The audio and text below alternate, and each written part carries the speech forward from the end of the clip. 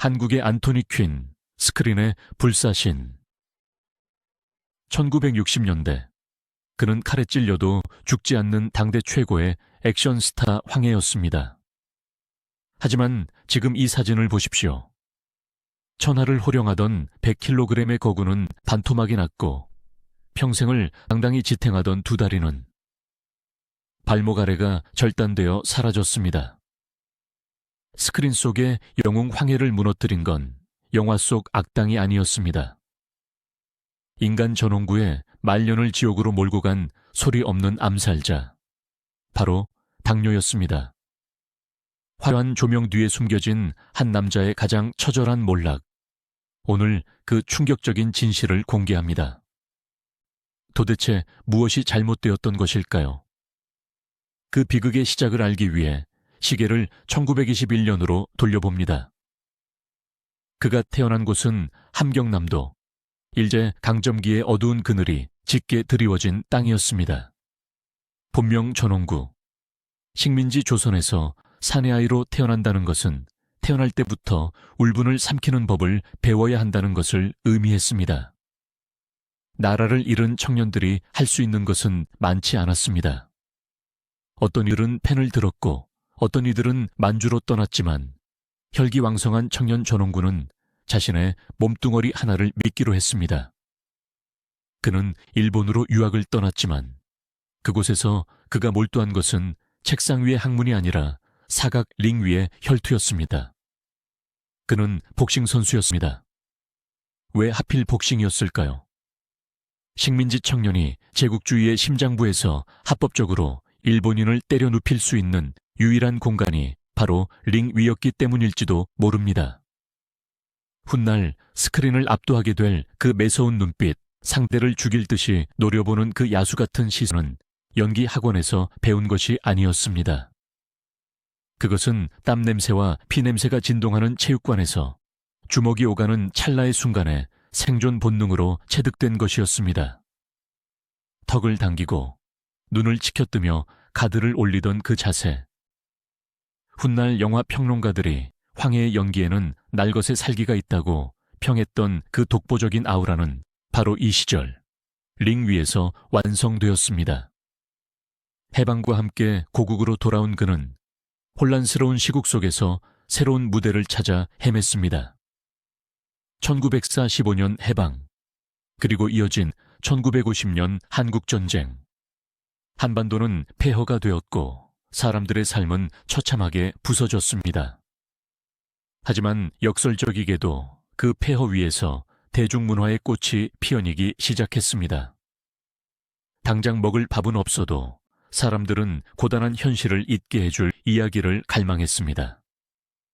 극장은 유일한 도피처였고 스크린 속의 배우들은 사람들의 꿈을 대신 살아주는 대리인이었습니다. 1950년대 중반, 한국 영화계는 꽃미남 배우들이 주류를 이루던 시절이었습니다. 곱상한 외모, 부드러운 목소리의 멜로 배우들이 여성 관객들의 마음을 사로잡고 있었습니다. 하지만 황해는 달랐습니다. 그는 예쁘지 않았습니다. 아니, 오히려 투박했습니다. 바닷바람에 깎인 바위처럼 거친 피부, 굵은 선, 그리고 무엇보다 뿜져 나오는 에너지가 달랐습니다. 그는 다듬어지지 않은 원석 같았습니다. 1958년, 그가 본격적으로 주목받기 시작했을 때 충무로 관계자들은 신선한 충격을 받았습니다. 저 배우에게는 진짜 사내 냄새가 난다. 그것은 당시 유행하던 세련된 멜로 연기와는 전혀 다른 결이 흙냄새 나는 진정성이었습니다. 이 시기 그에게 붙여진 별명이 바로 한국의 안토니 퀸이었습니다. 할리우드의 전설적인 명배우 안토니 퀸. 영화 길의 잠파노나 그리스인 조르바의 조르바처럼 안토니 퀸은 거칠고 무식해 보이지만 그 내면의 뜨거운 인간미와 슬픔을 간직한 캐릭터의 대명사였습니다. 대중들이 황해에게서 본 것이 바로 그것이었습니다. 단순히 외모가 이국적으로 생겨서가 아니었습니다.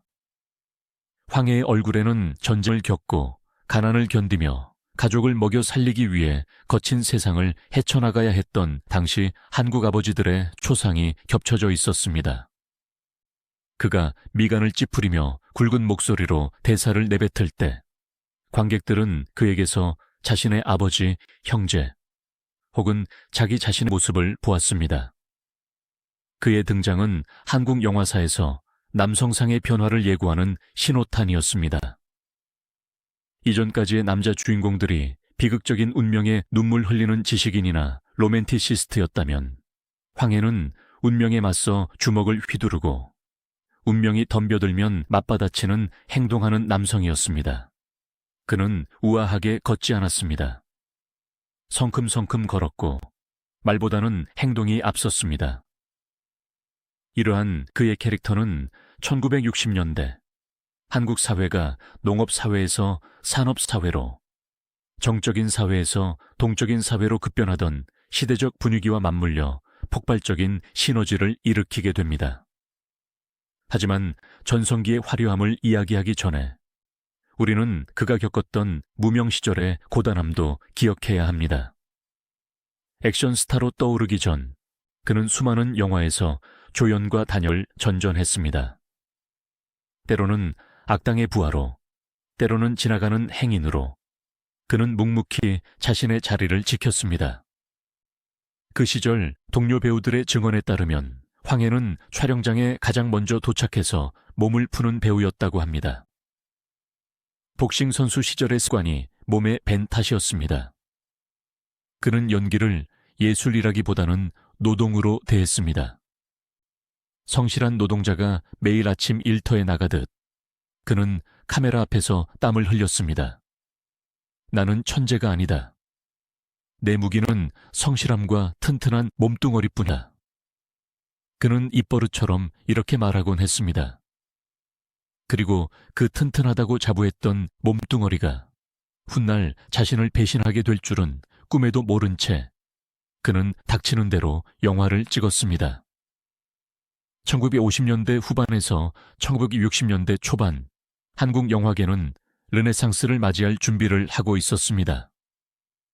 신상옥, 유현목, 김기영 같은 거장 감독들이 등장했고 영화 제작 편수는 기하급수적으로 늘어났습니다. 이 거대한 파도 속에서 황해는 준비된 사수였습니다. 그의 거친 매력을 알아본 감독들은 그에게 점점 더 비중 있는 역할을 맡기기 시작했습니다. 특히 액션 장르가 태동하던 그 시기, 대역 없이 맨주먹 액션을 소화할 수 있는 배우는 황해가 거의 유일했습니다. 다른 배우들이 합을 맞추며 흉내만 낼 때 그는 진짜로 때리고 진짜로 맞았습니다. 그의 주먹이 허공을 가를 때 나는 소리는 효과음이 필요 없을 정도로 묵직했습니다. 그렇게 1960년대의 문이 열렸습니다. 대한민국은 가난에서 벗어나기 위해 몸부림치고 있었고 사람들은 강력한 리더십, 강력한 영웅을 원하고 있었습니다. 그리고 스크린 위에는 그 시대가 요구하는 강인함을 온몸으로 구현해낸 배우 황해가 서 있었습니다. 이제 곧 그의 전성시대, 대한민국 액션 영화의 황금기가 펼쳐질 참이었습니다. 그의 이름 석자가 극장 간판에 걸리기만 해도 표가 매진되던 그 뜨거웠던 시절, 그가 어떻게 전설적인 캐릭터들을 탄생시켰는지, 그리고 그 캐릭터가 당시 대중들에게 어떤 의미였는지에 대한 이야기는 이제부터가 진짜 시작입니다. 1960년대, 대한민국은 말 그대로 격동의 시기였습니다.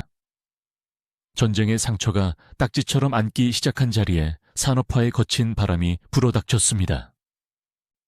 서울의 거리는 시멘트 먼지와 연탄 냄새, 그리고 잘 살아보세라는 구호가 뒤섞여 묘한 활기를 띠고 있었습니다. 사람들은 배가 고팠지만 그보다 더 굶주려 있던 것은 바로 자존심이었습니다. 짓밟힌 민족의 자존심, 가난 때문에 구겨진 가장의 자존심. 대중은 이 울분을 대신 터뜨려줄 누군가를 간절히 원했습니다. 그리고 바로 그 지점에 가죽 점퍼를 걸치고 시가를 질겅질겅 씹으며 불의를 보면 앞뒤 재지 않고 주먹을 날리는 남자 황해가 있었습니다. 1960년대 중반부터 1970년대 초반까지 이어진 한국 액션 영화의 열풍은 단순한 영화적 성공을 넘어선 하나의 사회적 현상이었습니다. 이 시기 황해가 연기한 캐릭터들은 도덕 교과서에 나오는 바른 생활 사나이가 아니었습니다. 그는 밑바닥 인생이었고 때로는 법보다 주먹이 가깝다고 믿는 무법자였으며 세상의 쓴맛을 다 본 듯한 허무주의자였습니다. 하지만 그는 결정적인 순간에 약자의 편에 섰습니다. 빽 있고 돈 있는 악당들이 법망을 피해갈 때 황해의 캐릭터는 그 법이라는 허울 좋은 울타리를 맨주먹으로 부수고 들어가 응징했습니다. 내 주먹이 법이다 라는 그의 일갈은 답답한 현실에 짓눌려 살던 서민들의 막힌 속을 뚫어주는 사이다와도 같았습니다. 당시 극장 풍경을 상상해 보십시오. 당완 개봉 시절 종로와 충무로의 극장 앞에는 조주 할인부터 심야 상영까지 표를 구하려는 줄이 끝이 보이지 않게 늘어섰습니다. 안표상들이 활개를 쳤고 극장 안은 발 디딜 틈이 없었습니다. 스크린 속 황해가 악당의 아지트로 홀로 걸어 들어가는 장면이 나오면 관객들은 숨을 죽였고 그가 특유의 묵직한 훅으로 거구의 악당을 쓰러뜨릴 때는 극장이 떠나갈 듯한 박수와 함성이 터져 나왔습니다. 중년 남성들은 소주잔을 기울이며 황해의 의리를 이야기했고 청년들은 그의 걸음걸이와 말투를 흉내냈습니다. 그는 당시 한국 남성들이 도달하고 싶어하는 남성성의 이데아였습니다. 말수는 적도에 행동은 굵고 겉은 거칠지만 속은 따뜻한 남자. 그것은 가부장적 사회가 요구하는 가장 이상적인 아버지상이자 형님상이었습니다. 이 시기 그를 수식하던 한국의 안토니 퀸이라는 별명은 그가 단순히 액션 스타에 머물지 않았음을 보여주는 중요한 단서입니다. 안토니 퀸이 연기한 그리스인 조르바가 보여준 것은 자유와 야성이었습니다. 황해 역시 마찬가지였습니다. 그의 액션에는 정교하게 합을 맞춘 무술 영화에서는 느낄 수 없는 처절한 개싸움의 미학이 있었습니다. 그는 예쁘게 때리지 않았습니다. 뒹굴고 깨지고 피를 흘리며 짐승처럼 엉겨붙어 싸웠습니다. 그 날것의 몸부림, 그것은 마치 생존을 위해 발버둥 치는 당시 한국인들의 삶 그 자체를 은유하는 듯 했습니다. 관객들은 그의 깨진 입술과 퉁퉁 부은 눈두덩이를 보며 묘한 동질감과 카타르시스를 느꼈습니다. 저 사람도 우리처럼 치열하게 살고 있구나. 저렇게 맞고도 다시 일어나는구나. 황해의 육체는 그 자체로 희망의 증거였습니다. 하지만 배우 황해의 진가는 그가 주먹을 내려놓았을 때 더욱 빛을 발했습니다. 액션 배우라는 꼬리표가 훈장이자 족쇄가 되어가던 1969년, 그는 자신의 연기 인생에서 가장 중요한 전환점이 될 작품을 만납니다. 바로 영화 독짓는 늙은이입니다. 이 영화에서 그는 갱단의 보스도 형사도 아니었습니다. 평생을 흙과 불 앞에서 씨름해온 늙은 도공이었습니다. 독짓는 늙은이에서의 황해는 우리가 알던 그 액션 스타가 아니었습니다. 힘이 잔뜩 들어갔던 어깨는 구부정하게 굽었고 사람을 죽일 듯 노려보던 눈빛은 가마 속의 불길을 응시하느라 깊고 그윽하게 변해 있었습니다. 그는 이 영화에서 액션이 아닌 침묵을 연기했습니다. 도자기를 빚는 손길, 실패한 작품을 가차없이 깨부술 때의 그 미세한 떨림, 그리고 완성된 도자기를 바라볼 때의 그 허무하면서도 충만한 표정. 그는 대사 한마디 없이도 인간의 집념과 예술혼을 완벽하게 표현해냈습니다. 이 작품으로 그는 제8회 백상예술대상 영화 부문 남자 최우수연기상을 수상합니다. 트로피를 손에 쥔 그는 무대 위에서 쑥스러운 듯 웃었지만 그 순간은 한국 영화사가 그를 액션 스타에서 연기 장인으로 다시 정의하는 순간이었습니다. 심사위원들은 황해의 주먹 안에 감춰져 있던 섬세한 감수성이 폭발했다라고 극찬했습니다. 그는 증명해냈습니다. 자신의 연기가 단순히 육체적인 힘에서 나오는 것이 아니라 인생을 통찰하는 깊은 내면에서 우러나오는 것임을 말입니다. 이후 그는 이어도 족보 등 문예 영화와 사회성 짙은 드라마 장르를 넘나들며 폭넓은 영희 스펙트럼을 과시했습니다. 임권택, 김수용 등 당대 거장 감독들이 가장 신뢰하는 배우, 어떤 역할을 맡겨도 그 인물이 되어 걸어 나오는 배우, 그것이 1970년대의 황해였습니다. 이제 스크린을 벗어나 그의 사적인 영역, 철옹성 같았던 그의 집 안으로 들어가 볼 차례입니다.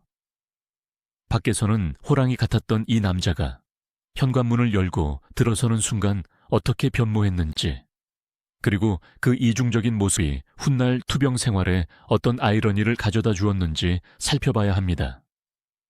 전설적인 가수 백설이와의 결혼, 그리고 국민 가수 전영록의 아버지로서의 삶. 세상 사람들은 그들을 연예계 최고의 로열 패밀리라 불렀으며 그들의 삶은 유리창 너머의 보석처럼 반짝이고 완벽해 보였습니다. 스크린 밖 그의 삶도 영화만큼이나 극적이었습니다. 1954년 한국전쟁의 포성이 멈춘 지 얼마 되지 않아 대한민국 연예계는 깜짝 놀랄 만한 소식으로 들썩였습니다. 바로 봄날은 간다를 부른 당대 최고의 디바, 가수 백설이와 액션 스타 황해의 결혼 발표였습니다. 이것은 지금으로 치면 톱스타 영화 배우와 최고의 아이돌 가수가 결합하는 그야말로 세기의 결혼이었습니다. 대중은 기대와 우려를 동시에 보냈습니다. 백설이 여사는 목소리만큼이나 외모도 가녀리고 섬세한 보호 본능을 자극하는 여인이었습니다. 반면 황해는 어떤가요? 산적 수염의 근육질 몸매, 거친 목소리를 가진 야수 같은 사내였습니다. 사람들은 수근거렸습니다. 저렇게 거친 남자와 유리 같은 여자가 과연 잘 살 수 있을까? 금방 깨지지 않을까? 미녀와 야수의 만남은 호기심의 대상이었지만 그 내막을 아는 사람은 드물었습니다. 하지만 닫힌 현관문 안에서 야수는 순한 양이 되었습니다. 대중의 우려와는 정반대로 황해는 소문난 애처가였습니다.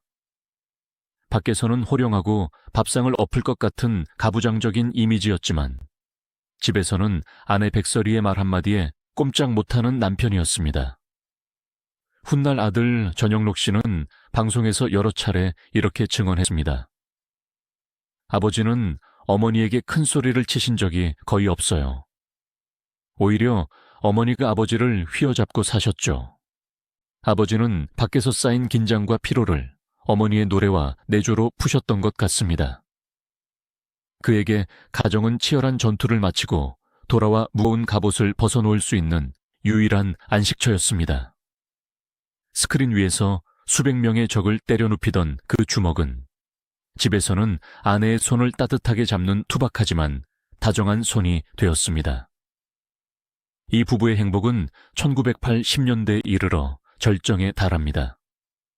그들의 아들 전영록이 부모의 끼를 물려받아 연예계에 데뷔했기 때문입니다. 처음에는 부모 후광 입은 것 아니냐는 시선도 있었지만 전영록은 실력으로 그 모든 편견을 잠재웠습니다. 종이학, 사랑은 연필로 쓰세요, 불꽃.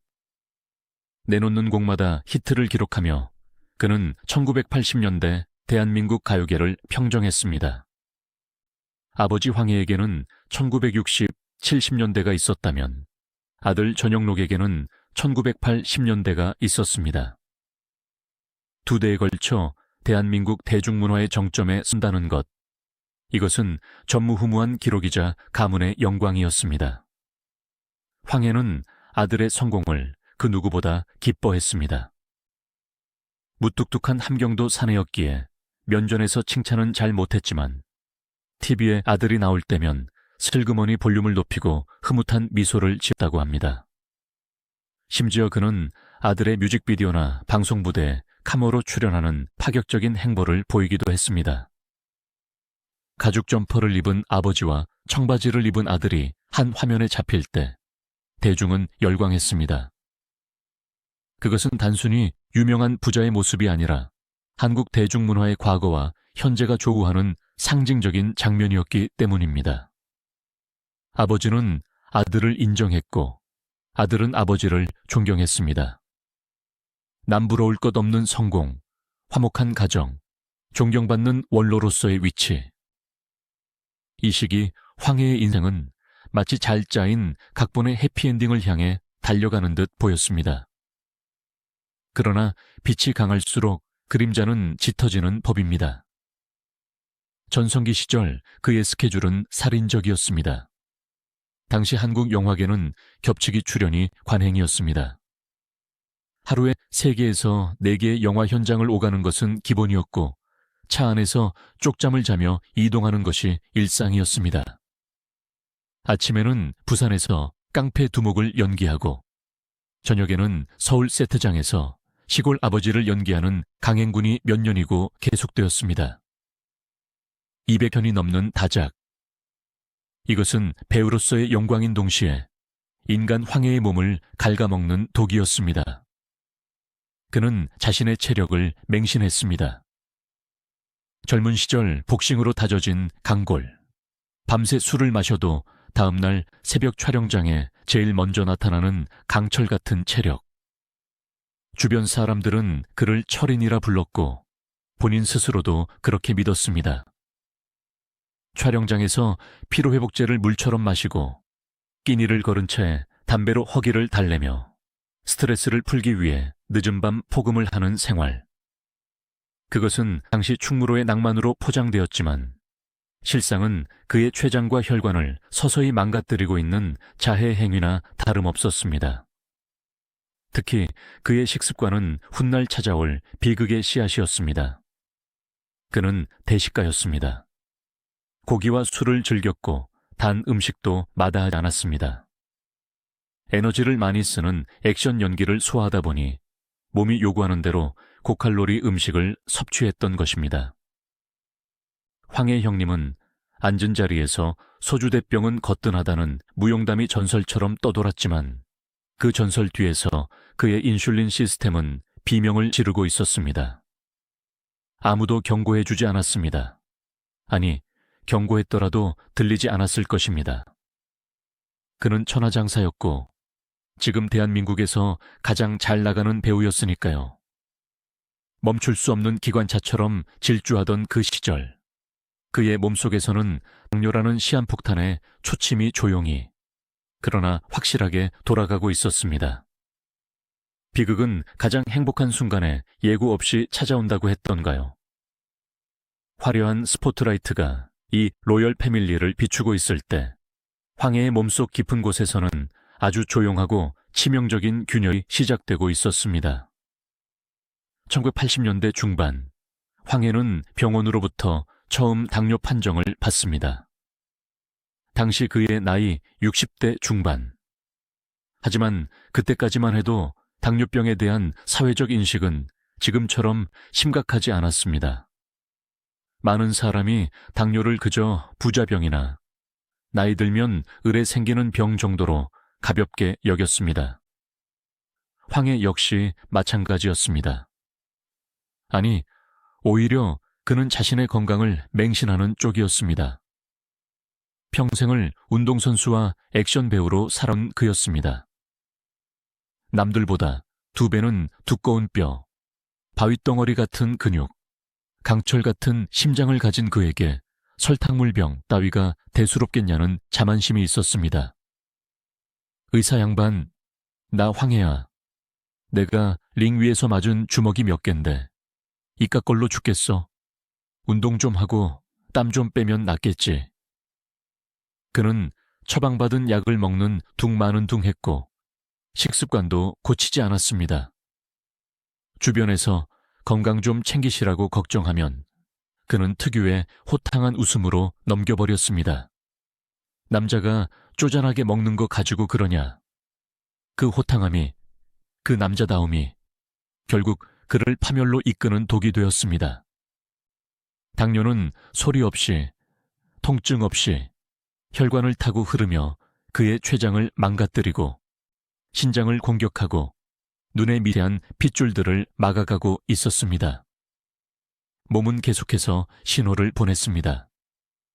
촬영장에서 대사를 외우는데 자꾸만 목이 타들어갔습니다. 물을 아무리 마셔도 갈증이 해소되지 않았습니다. 밤에 자다가도 화장실을 들락거리느라 깊은 잠을 잘 수가 없었습니다. 예전 같으면 사흘밤을 새우고도 끄떡없던 체력이 이제는 반나절 촬영에도 다리가 후들거릴 정도로 급격히 떨어졌습니다. 100kg에 육박하던 건장한 체구에서 살이 이유 없이 빠지기 시작했습니다. 옷이 헐렁해졌을 때 그는 좋아했습니다. 나이 들어 살 빠지니 몸이 가볍고 좋구먼. 그것이 근육이 녹아내리는 신호인 줄도 모르고 말입니다. 그는 이 모든 증상을 그저 노화 탓으로 돌렸습니다. 나도 이제 늙었나 보다 라고 자주 섞인 농담을 던지며 그는 병원에 가는 대신 촬영장으로 향했습니다. 1990년대 초반 전조 증상은 이제 실질적인 위협으로 바뀌기 시작했습니다. 가장 먼저 이상이 생긴 것은 배우의 생명과도 같은 눈이었습니다. 어느 날부턴가 대본의 글씨가 흐릿하게 보이기 시작했습니다. 노안이려니 생각하고 돋보기를 썼지만 안개 낀 듯한 시야는 맑아지지 않았습니다. 당뇨망막병증이 시작된 것입니다. 상대 배우의 표정을 읽어야 리액션을 할 수 있는데 상대의 얼굴이 뭉개져 보이기 시작했습니다. 그는 당황했습니다. 하지만 자존심 강한 그는 이를 내색하지 않았습니다. 대신 아내 백설이에게 대본을 읽어달라고 부탁해 그 소리를 듣고 대사를 통째로 외워버리는 식으로 버텼습니다. 촬영 현장에서의 아슬아슬한 순간들도 늘어났습니다. 액션씬을 찍다가 중심을 잃고 비틀거리거나 평지에서 이유 없이 넘어지기도 했습니다. 발바닥의 감각이 무뎌지고 있었기 때문입니다. 당뇨병성 신경병증. 말초신경이 손상되어 발끝의 감각이 사라지고 마치 솜 위를 걷는 듯한 느낌이 들었을 겁니다. 하지만 그는 바닥이 미끄러워서 그래라며 툴툴거리고 다시 일어났습니다. 그는 인정하고 싶지 않았을 겁니다. 천하의 황해가 그 무소해 같은 다리가 고장 났다는 사실을요. 상황이 급격히 악화된 것은 1990년대 후반이었습니다. 당뇨는 이제 합병증이라는 무시무시한 군대를 이끌고 총공세를 펼치기 시작했습니다. 신장 기능이 급격히 떨어졌습니다. 몸 안의 독소를 걸러내지 못하자 온몸이 붓고 요독증 증세가 나타났습니다. 결국 그는 일주일에 3번 병원에 가서 투석을 받아야 하는 처지가 되었습니다. 투석을 받아본 분들은 아실 겁니다. 그것이 얼마나 사람의 진을 빼놓는 일인지. 굵은 바늘을 꽂고 몇 시간 동안 피를 걸러내고 나면 손가락 하나 까딱할 힘도 남지 않게 됩니다. 천하장사의 기운은 그 투석기 안으로 빨려 들어가는 듯 했습니다. 그럼에도 불구하고 그는 2000년대 초반까지 간헐적으로 활동을 이어가려 애썼습니다. 그것은 생계 때문이기도 했지만 배우로서의 정체성을 잃지 않으려는 처절한 몸부림이었습니다. 나는 배우다. 카메라 앞에 서지 못하면 나는 죽은 목숨이다. 그는 아픈 몸을 이끌고 행사장에 나가고 짧은 인터뷰라도 하려 했습니다. 하지만 세상은 냉정했습니다. 병색이 완연한 살이 쏙 빠져버린 노인에게서 왕년의 액션 스타를 기대하는 감독은 없었습니다. 대중들의 기억 속에서도 그는 서서히 현재 진행형 배우가 아닌 과거의 전설로 밀려나고 있었습니다. 그러던 2001년 어느 날 그에게 돌이킬 수 없는 운명의 날이 찾아옵니다. 발가락에 난 작은 상처. 평소 같으면 며칠 만에 아물었을 그 사소한 상처가 낫지 않았습니다. 상처는 검게 변해갔고 고름이 찼으며 썩어가는 냄새가 진동하기 시작했습니다. 당뇨병성 족부병변, 흔히 말하는 당뇨발이었습니다. 혈액순환이 되지 않아 발끝으로 가는 영양분과 산소가 차단되었고 높은 혈당 때문에 세균은 폭발적으로 번식했습니다. 가족들은 기겁하며 그를 병원으로 모시고 갔습니다. 의사는 고개를 저으며 청천벽력 같은 진단을 내렸습니다. 선생님, 너무 늦었습니다. 괴사가 이미 발목 위까지 진행되고 있습니다. 지금 당장 절단하지 않으면 폐혈증으로 온몸에 균이 퍼져 생명이 위험합니다. 절단? 내 다리를 자르란 말이오? 황해는 귀를 의심했습니다. 평생 달리고 차고 버텨주었던 다리였습니다. 그 다리로 자식들을 키웠고 그 다리로 한국 영화의 황금기를 누볐습니다. 그런데 그 다리를 잘라내라니요. 그는 병실이 떠나가라 소리쳤습니다. 내 다리를 자르느니 차라리 죽겠다. 의사놈들이 뭘 안다고 내 다리를 자르라고 해. 난 못해. 안 해. 그는 어린아이처럼 울부짖으며 완강히 거부했습니다. 거구의 사내가 침대 위에서 발버둥 치는 모습은 지켜보는 가족들의 가슴을 갈갈이 찢어 놓았습니다. 하지만 의학적인 현실은 냉혹했습니다. 다리를 남겨두면 그가 죽습니다. 아내 백설이와 아들 전영록은 눈물로 호소했습니다. 여보, 살아야지. 다리 없어도 살 수 있잖아. 우리 곁에만 있어줘. 아버지, 제발요. 수술 받으세요. 가족들의 간절한 애원, 그리고 점점 흐려져가는 의식 속에서 그는 결국 고개를 떨구었습니다. 수술 동의서에 도장이 찍히고 그는 차가운 수술실로 들어갔습니다. 수술실 문이 닫히고 수술 중 램프에 빨간불이 들어왔습니다. 복도에 남겨진 가족들은 생각했을 겁니다. 수술이 끝나고 나오면 그는 더 이상 우리가 알던 천하장사 황해가 아닐 것이라고. 두 다리를 잃은 거인. 이제 그에게는 스크린 속의 영웅이 아닌 현실의 장애와 고통을 감내해야 하는 가시밭길만이 남아있었습니다. 마취에서 깨어난 그가 자신의 텅 빈 이불 아래를 내려다보았을 때 느꼈을 그 절대적인 상실감.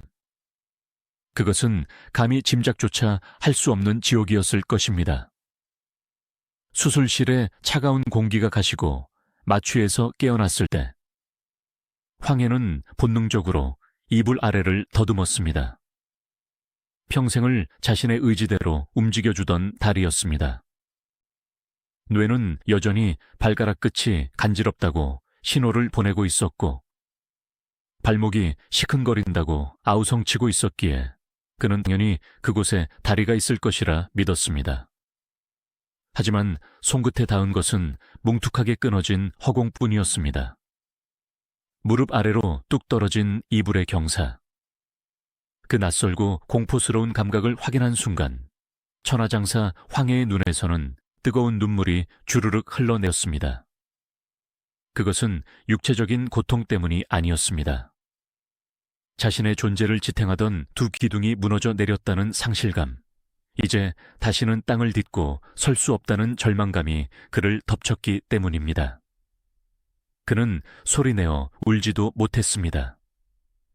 저 입술을 깨물며 잘려나간 다리의 환영을 부여잡고 속으로 삼키는 울음을 토해낼 뿐이었습니다.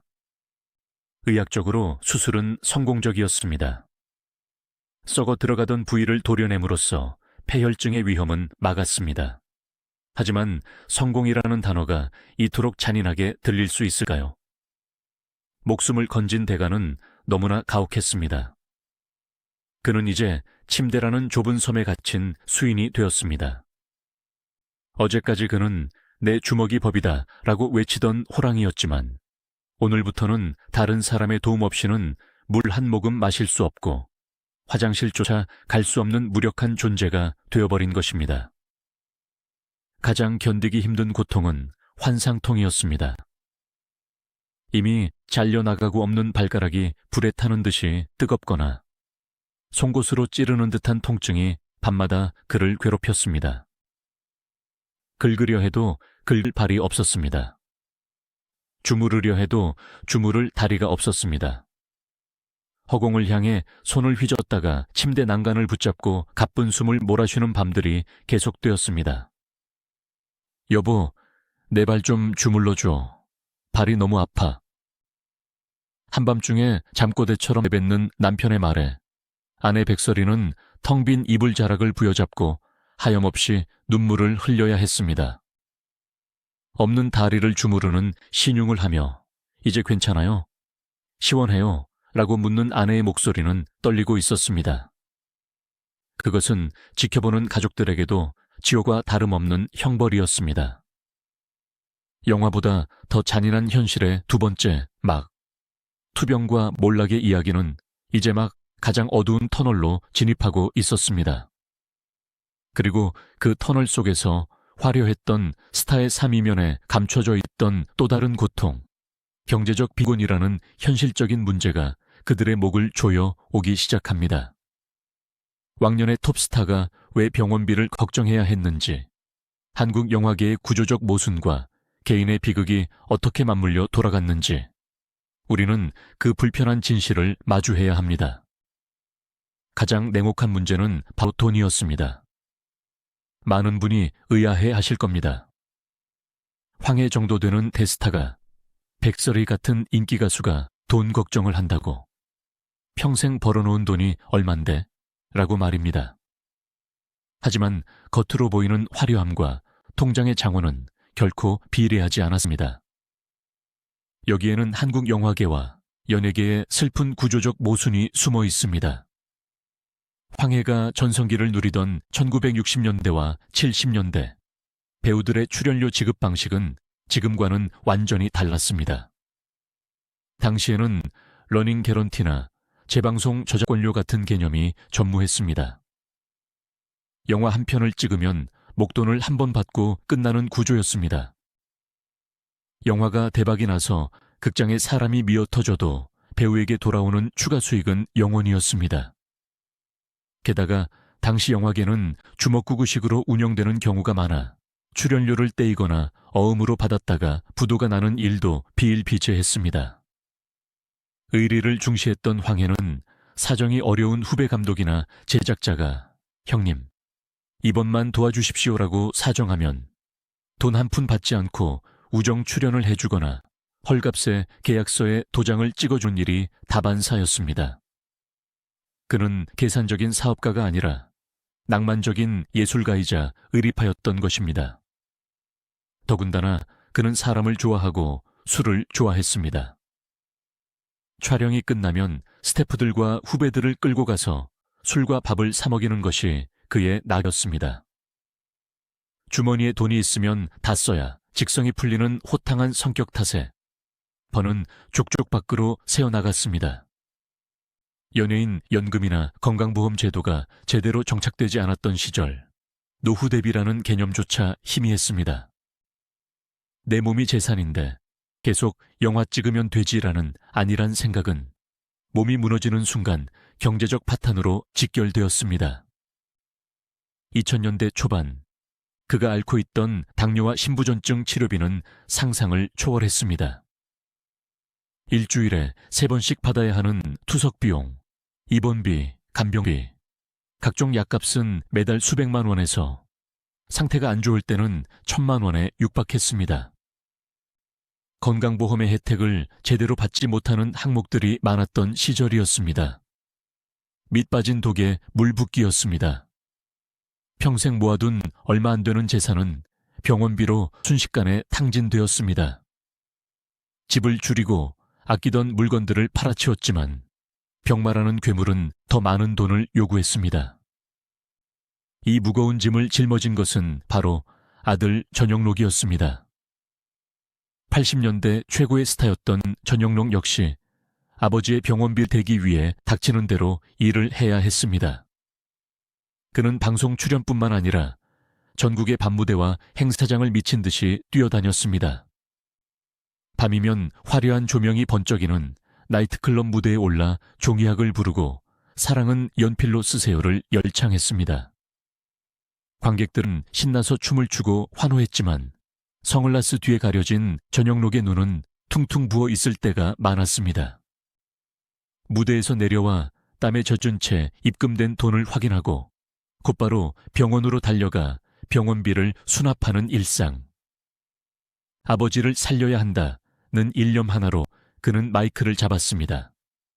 어느 날 병원 원무가 앞에서 마주친 전영록에게 누군가 물었습니다. 전영록 씨, 요즘 TV에서 잘 안 보이시던데 어디 가셨나 했어요. 그는 씁쓸하게 웃으며 대답했습니다. 네, 아버지 병원비 벌러 다닙니다. 그 짧은 대답 속에 담긴 무게를 누가 짐작이나 할 수 있었을까요? 사람들은 연예인 가족이니까 떵떵거리며 살 거라고 생각했지만 현실은 당장 다음 달 병원비를 걱정해야 하는 서민들의 삶과 다르지 않았습니다. 오히려 연예인이 돈 없단 소리를 듣기 싫어 남에게 아쉬운 소리도 못하고 속으로만 끙끙 앓아야 했던 그들의 고통은 일반인들보다 더 컸을지도 모릅니다. 병원에서의 황해는 더 이상 스타가 아니었습니다. 그는 그저 까다롭고 예민한 그리고 서러움 많은 장기 입원 환자일 뿐이었습니다. 1인실을 쓸 형편이 안 되어 다인실에 머물 때면 사람들의 시선이 비수처럼 꽂혔습니다. 어머, 저기 누워있는 사람 황해 아니야. 옛날에 그렇게 힘 좋더니 다 늙어서 저게 무슨 꼴이람. 숭거리는 소리가 들릴 때마다 그는 이불을 머리끝까지 뒤집었었습니다. 자신의 초라한 모습을 누구에게도, 특히 팬들에게는 죽어도 보이기 싫었을 것입니다.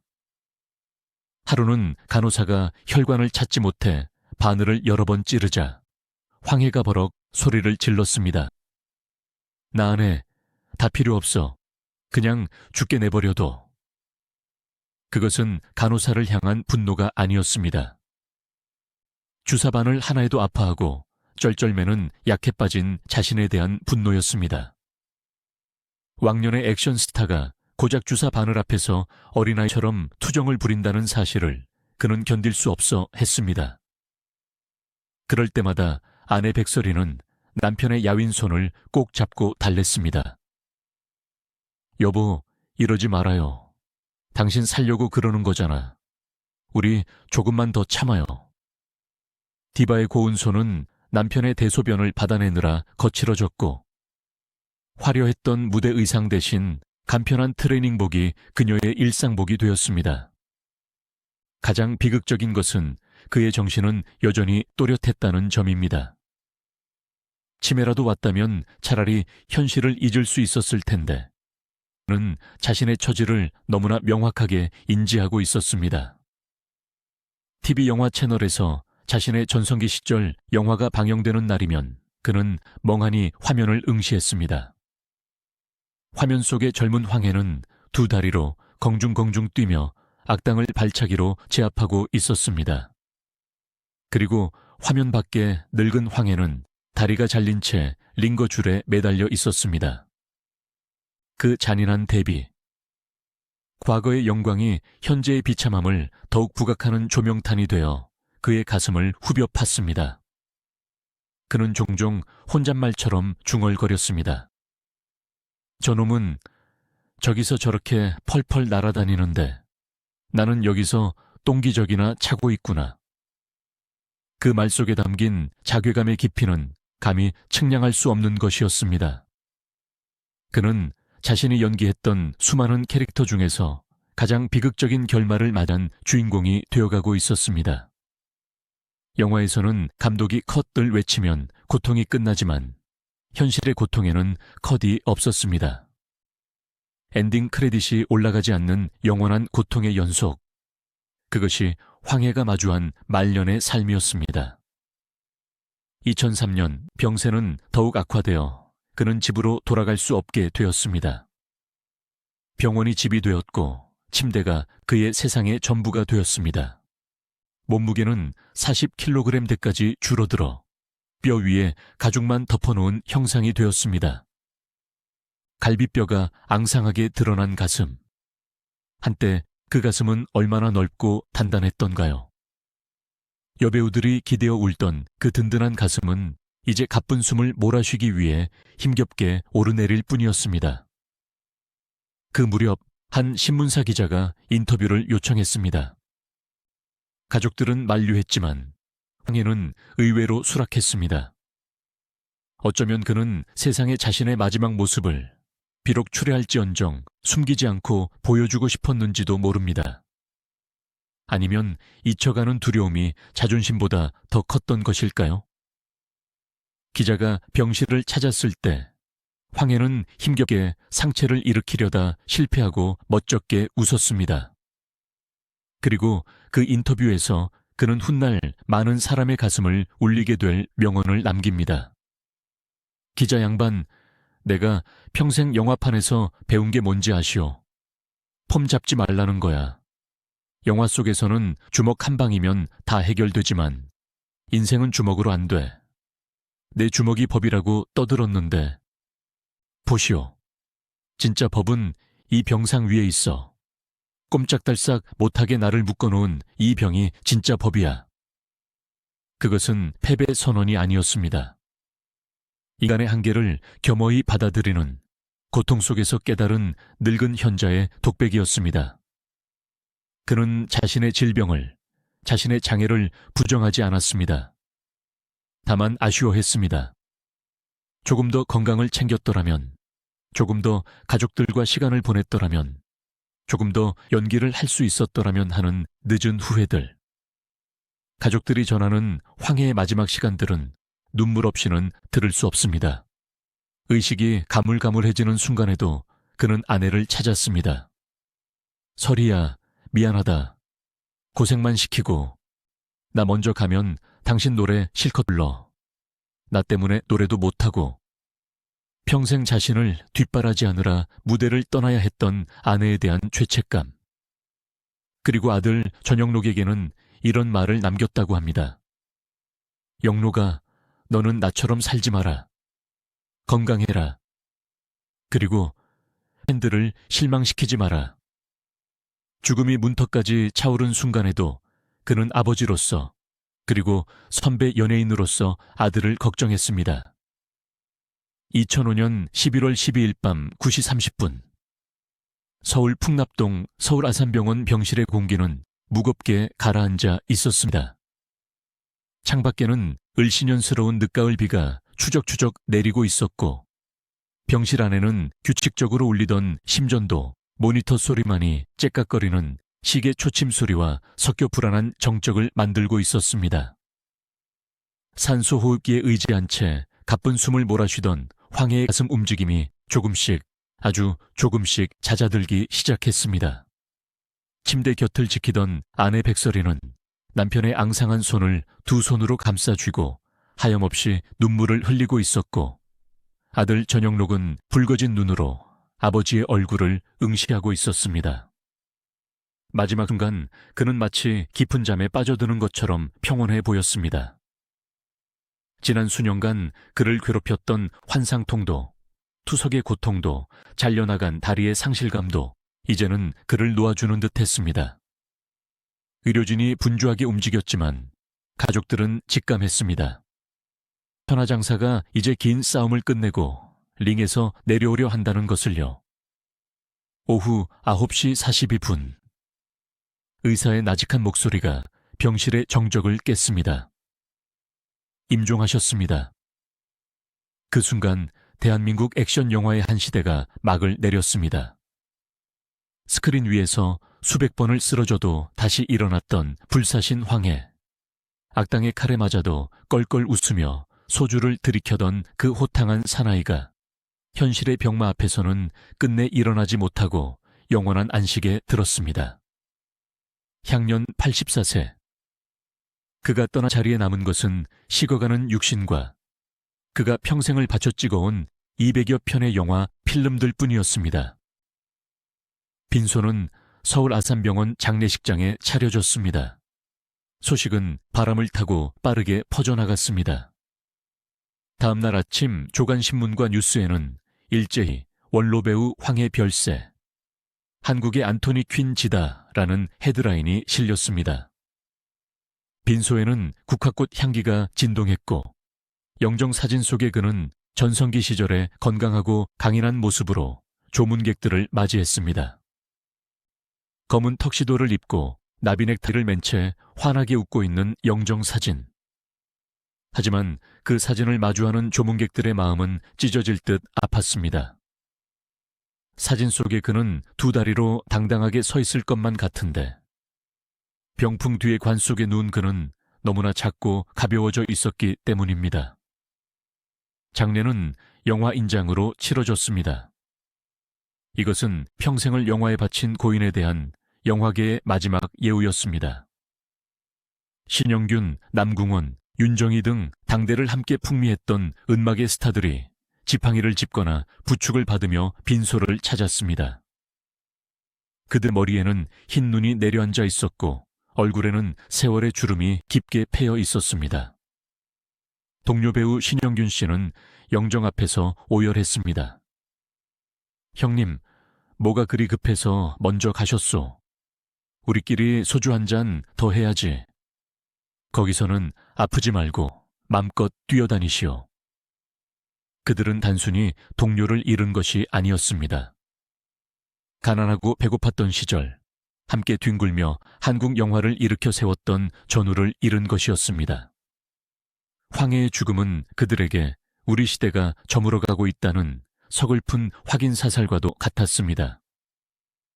빈소 한쪽에서는 후배 배우들이 모여 고인의 무용담을 나누며 술잔을 기울였습니다. 황해 선생님, 주먹이 얼마나 매서웠는지 아냐. 액션씬 찍다가 스치기만 해도 일주일 동안 밥을 못 먹었어. 촬영 끝나면 꼭 스태프들 챙겨서 국밥 사주시던 분이었지. 이야기꽃이 피어날수록 빈소의 공기는 더욱 애잔해졌습니다. 호랑이 같았던 선배, 그러나 후배들에게는 한없이 따뜻했던 큰형님. 이제 충무로에는 그런 어른이 사라졌다는 사실이 모두를 슬프게 했습니다. 상주인 아들 전영록은 조문객을 맞으며 묵묵히 눈물을 삼켰습니다. 성을라스 뒤에 감춰진 그의 눈은 퉁퉁 부어 있었습니다. 아버지는 그에게 태산 같은 존재였습니다. 넘을 수 없는 벽이자 언제나 뒤에서 든든하게 버티고 서 있는 거목이었습니다. 아버지가 병상에서 남긴 마지막 말, 영록아, 너는 나처럼 아프지 말라는 유언이 귓가에 맴돌았습니다. 그는 아버지가 짊어졌던 가장의 무게, 그리고 스타라는 자리의 고독함을 누구보다 잘 알고 있었습니다. 그렇기에 아버지의 마지막 가는 길이 더욱 쓸쓸하고 죄송스럽게 느껴졌을 것입니다.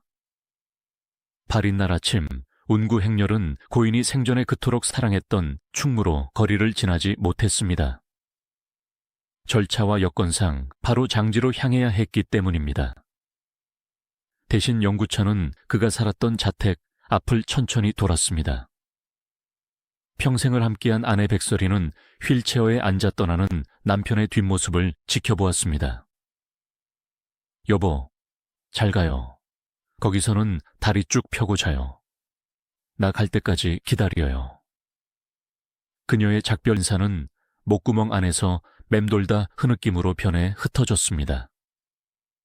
반세기 넘게 이어온 세기의 로열 패밀리의 사랑 이야기는 그렇게 죽음이라는 마침표를 찍었습니다. 경기도의 한 공원 묘지.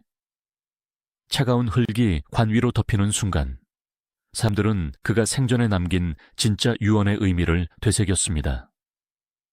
내 영화를 다시 봐주면 고맙겠다. 도대체 그는 왜 죽음의 문턱에서 이런 말을 남겼을까요? 단순히 자신의 인기를 확인하고 싶어서였을까요? 아닙니다. 그것은 기억 투쟁이었습니다. 그는 병상에 누워있는 앙상한 노인, 다리가 잘린 장애인, 대소변을 못 가리는 환자로 기억되기를 거부했습니다. 그가 세상에 남기고 싶었던 자신의 진짜 모습은 필름 속에 있었습니다. 그가 말한 내 영화는 악당을 향해 주먹을 날리던 그 강인한 육체였고, 독짓는 늙은이에서 도자기를 빚던 그 치열한 예술원이었으며, 전장의 참호 속에서 전우를 구하던 그 뜨거운 인간애였습니다. 그는 육신이 썩어 없어진 후에도 스크린 속에서 영원히 늙지 않고 살아 숨쉬는 배우 황해로 남기를 간절히 원했던 것입니다. 나를 불쌍한 환자로 보지 말고 당당한 배우로 기억해달라. 그것은 평생을 자존심 하나로 살아온 사나이의 마지막 부탁이자 절규였습니다. 그가 떠난 후 남겨진 사람들의 시간은 잔인하게 흘러갔습니다. 남편을 떠나보낸 아내 백설이 여사는 급격히 쇠약해졌습니다. 평생의 동반자이자 자신이 돌봐야 했던 존재가 사라지자 삶의 의욕을 잃어버린 듯 했습니다. 그녀 역시 고혈압과 합병증으로 투병하다가 남편이 떠난 지 5년 만인 2010년 하늘에 있는 남편의 곁으로 따라갔습니다. 저 세상에서 다시 만난 두 분은 어떤 표정이었을까요? 아마 황해 선생님은 튼튼한 두 다리로 마중을 나오고 백설이 여사는 다시 고운 목소리로 노래를 부르며 재회하지 않았을까요? 그리고 여기 2025년에 우리가 있습니다. 황해 선생님이 떠난 지 20년이라는 세월이 흘렀습니다. 강산이 두 번이나 변한다는 그 긴 시간 동안 세상은 그를 얼마나 기억하고 있을까요? 안타깝게도 대중의 기억은 모래성처럼 쉽게 허무집니다. 요즘 10대, 20대들에게 배우 황해를 아느냐고 물으면 대부분 고개를 갸웃거립니다. 가수 전영록 아버지요. 혹은 티아라 보람이 할아버지라고 되묻는 것이 고작일 겁니다. 전설은 잊혀지고 영웅은 박물관의 박처럼 희미해져 갑니다. 하지만 다행스럽게도 그의 유언은 헛되지 않았습니다. 한국영상자료원의 필름 보관소, 서늘한 한권항 습실 안에는 황해가 출연한 영화의 원본 필름들이 잠들어 있습니다. 최근 디지털 복원 기술의 발달로 이 필름들이 다시 빛을 보고 있습니다. 4K 화질로 복원된 영화 속의 황해는 2025년에 최신 블록버스터 액션 배우들 못지않은, 아니 그들을 압도하는 카리스마를 뿜어냅니다. 복원된 영상 속에서 그는 살아있습니다. 땀구멍 하나, 근육의 떨림 하나까지 생생하게 되살아납니다. 그가 스크린 안에서 포효할 때 20년 전 그를 올가매던 병마의 그림자는 찾아볼 수 없습니다. 그는 완벽한 육체, 완벽한 정신으로 우리 앞에 서 있습니다. 이것이야말로 배우가 누릴 수 있는 유일하고도 가장 위대한 특권, 디지털 불멸일 것입니다. 우리는 이 영상을 통해 비로소 그가 왜 내 영화를 다시 봐달라고 했는지 뼈저리게 느낄 수 있습니다. 그곳에 그의 영혼이 봉인되어 있기 때문입니다. 그러나 우리가 이 다큐멘터리를 통해 전하고자 하는 메시지는 단순히 옛날에 연기 잘하는 배우가 있었다는 회고담에 그치지 않습니다. 그의 삶과 죽음, 특히 그 처절했던 말년은 오늘을 사는 우리에게 묵직하고도 섬뜩한 경고장을 던지고 있습니다. 바로 당뇨라는 이름의 저승사자에 대한 경고입니다. 황해를 쓰러뜨린 당뇨병. 2005년 그가 사망할 당시만 해도 한국의 당뇨 환자는 지금처럼 많지 않았습니다. 하지만 2025년 현재 대한민국 당뇨병 환자는 600만 명을 넘어섰습니다. 당뇨 전 단계인 고위험군까지 합치면 무려 2천만 명에 육박한다는 통계도 있습니다. 국민 3명 중 1명이 잠재적 환자라는 이야기입니다. 이것은 전염병이 아님에도 전염병보다 더 무서운 속도로 대한민국을 잠식하고 있는 침묵의 재앙입니다. 황해 선생님의 사례는 당뇨가 인간을 어떻게 파괴하는지를 보여주는 가장 극단적이고도 전형적인 교과서입니다. 그는 건강했습니다. 아니, 누구보다 건강을 자신했습니다. 나는 운동선수 출신이야. 나는 통뼈야. 이런 자만심이 그를 방심하게 만들었습니다. 많은 중년 남성들이 지금도 똑같은 실수를 반복하고 있습니다. 술 한 잔 먹고 푹 자면 낫는다. 내 몸은 내가 안다. 근거 없는 자신감.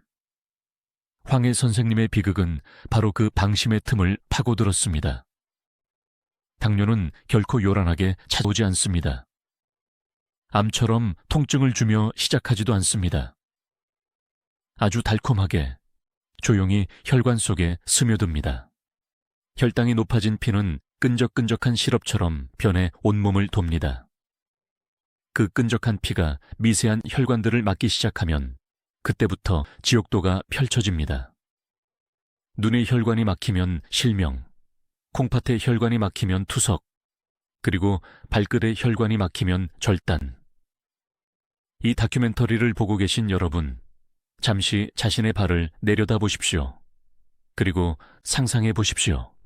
만약 내일 아침 이불을 들쳤을 때 내 발목 아래가 사라지고 없다면, 내가 사랑하는 사람의 얼굴을 더 이상 또렷하게 볼 수 없다면, 일주일에 3번씩 기계에 내 피를 맡겨야 한다면, 이것은 먼 남의 이야기가 아닙니다. 천하장사 황해조차 피해 가지 못한 길입니다. 그 강인했던 육체도 당뇨 앞에서는 모래성처럼 허물어졌습니다. 하물며 평범한 육체를 가진 우리가 관리를 소홀히 한다면 그 결과는 불을 보듯 뻔합니다.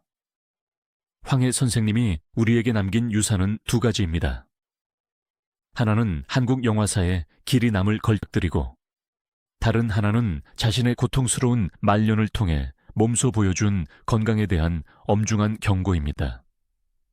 전자가 배우로서의 업적이라면 후자는 인간 황해가 후대에게 남긴 피 맺힌 교훈입니다. 그는 죽어가면서 자신의 몸을 텍스트 삼아 우리에게 외치고 있었던 것입니다. 나를 보라. 천하를 호령하던 나조차 이렇게 무너졌다. 거만하지 마라. 건강 앞에서 겸손해라. 그 간절한 당부를 뒤로하고 2005년 11월에 그 차가웠던 빗줄기는 그쳤지만 그가 남긴 눈물은 아직 마르지 않았습니다. 스크린 속의 그는 여전히 젊고 강하지만 우리는 그 강함 뒤에 숨겨진 연약함을 알기에 더욱 그를 사랑할 수밖에 없습니다. 주인이 침대에 눕게 된 후 한 번도 신지 못했던 낡은 가죽 구두. 그 신발은 주인이 다시 일어나 끈을 메고 문 밖을 나서기를 하염없이 기다렸을 것입니다. 하지만 주인은 발을 잃었고 신발은 영영 주인을 잃었습니다. 텅 빈 신발. 그것은 화려했던 스타의 삶 끝에 남겨진 공허함이자 육체의 한계에 부딪혀 멈춰 설 수밖에 없었던 한 인간의 슬픈 종착지를 상징하는지도 모릅니다. 그러나 우리가 그 텅 빈 신발만 바라보며 슬퍼한다면 그것은 황해라는 거인이 살아온 84년의 세월에 대한 예의가 아닐 것입니다. 그는 비록 2다리를 잃고 병상에서 생을 마감했지만 그가 걸어온 길은 결코 헛되지 않았습니다. 그 길 위에는 한국 영화의 역사가 새겨져 있고 가정을 지키려 했던 가장의 땀방울이 배어 있으며 끝까지 자존심을 잃지 않으려 했던 한 사내의 투혼이 남아있기 때문입니다. 그는 스크린 위에서는 영원한 승자였지만 현실에서는 단 한 번도 이기지 못한 채 떠났다고 말하는 이들도 있습니다. 겉으로 보면 그렇습니다. 당뇨는 그의 몸을 무너뜨렸고 가난은 그의 노년을 옥죄었으니까요. 하지만 다시 생각해 봅시다. 진정한 승리란 무엇일까요? 링 위에서 상대를 KO시키는 것만이 승리일까요? 황해 선생님이 보여준 진짜 액션은 영화 속에 있지 않았습니다.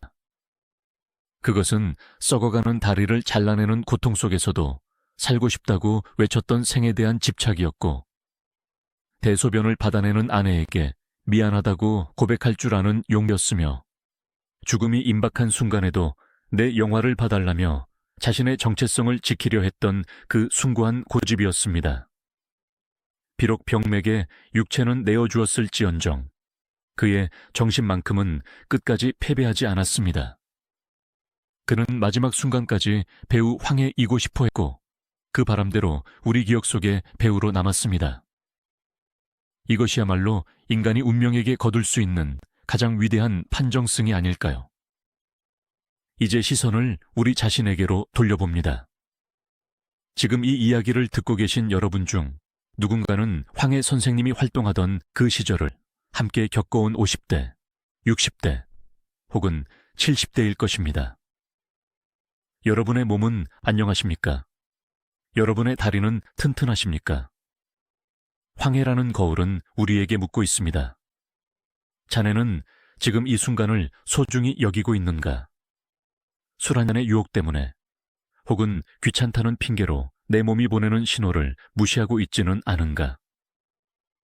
그의 처절했던 말년은 우리에게 내일은 없다는 것을 가르쳐 줍니다.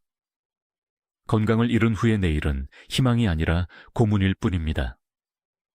오늘 당장 숟가락을 내려놓고 운동화 끈을 매는 것, 달콤한 케이크 한 조각을 거절하는 용기, 1년에 한 번 귀찮아도 병원을 찾아 검진을 받는 것. 어쩌면 이것들이야말로 황해 선생님이 영화 200편을 통해 보여준 어떤 액션보다 더 중요하고 위대한 인생의 액션일지도 모릅니다. 그는 떠났지만 그의 유전자는 여전히 살아 숨 쉬고 있습니다. 아들 전영록 씨는 여전히 기타를 메고 노래를 부르며 아버지의 길을 이어가고 있고, 손녀인 티아라의 보람, 디유니스의 우람양 역시 할아버지의 재능을 물려다 대중 앞에 섰습니다. 세대에 걸친 연예계 활동, 황해라는 뿌리가 얼마나 깊고 단단했는지를 보여주는 증거입니다. 비록 그는 흙으로 돌아갔지만 그가 남긴 생명의 불꽃은 자손들을 통해, 그리고 그를 기억하는 팬들 통해 계속해서 타오르고 있습니다. 이야기를 마치며 저는 상상해 봅니다. 고통 없는 그곳, 천국이라 불리는 어딘가에 도착한 황해 선생님의 모습을 말입니다. 그곳에서 그는 더 이상 휠체어를 타고 있지 않을 것입니다. 20대의 전성기 시절처럼 바위처럼 단단한 근육과 기름진 머릿결, 그리고 무엇보다 튼튼한 두 다리를 되찾았을 것입니다. 아마 그곳에는 먼저 간 단짝 친구들도 와 있겠지요. 그들은 반갑게 그를 맞이할 겁니다. 어이, 황해, 왜 이제 왔어? 한판 붙어야지. 그는 껄껄 웃으며 가죽 점퍼를 벗어 던지고 링 위로 가볍게 뛰어올라 섀도우 복싱을 할 것입니다. 쉭, 쉭. 허공을 가르는 주먹 소리가 경쾌하게 울려 퍼집니다. 스텝은 나비처럼 가볍고 펀치는 벌처럼 매섭습니다. 땀방울이 튀고 심장은 힘차게 박동합니다. 혈당 수치 따위는 걱정할 필요 없는 그곳에서 그는 영원히 늙지 않는 액션 스타로 살아가고 있을 것입니다.